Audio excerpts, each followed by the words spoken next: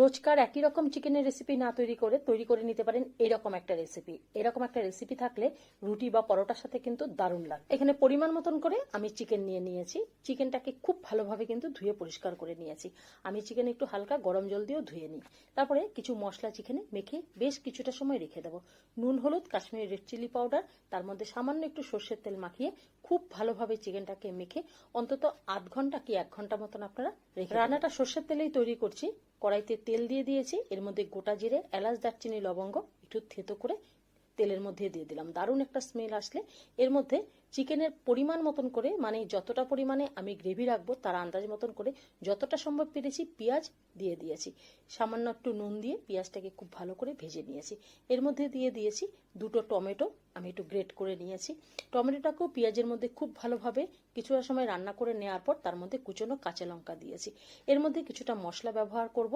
দিয়েছি Kashmiri red chilli powder, নুন, হলুদ, সামান্য মিষ্টি, দিয়েছি জিরের গুঁড়ো আর ধনিয়ার গুঁড়ো।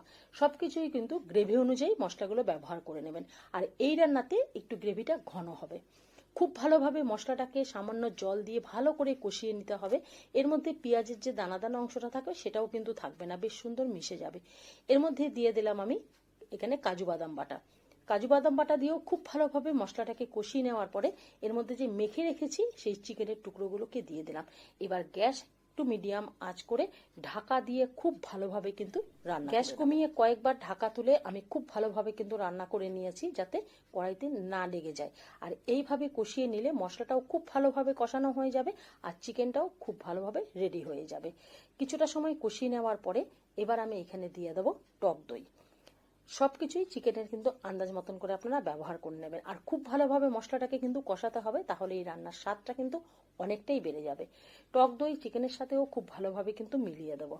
মিলিয়ে দেওয়ার পরে এবার পরিমাণ মতন করে এখানে নুন ঝালের পরিমাণটা দেখে নিয়ে এর মধ্যে কিন্তু চিকেনের গ্রেভিটা যাতে ঘন হয় সেই মতন করেই কিন্তু মশলা ব্যবহার করে নেবেন। পরিমাণ মতন করে জল দিয়েছি, এতে করে চিকেনটা কিন্তু সেদ্ধ হয়ে যাবে।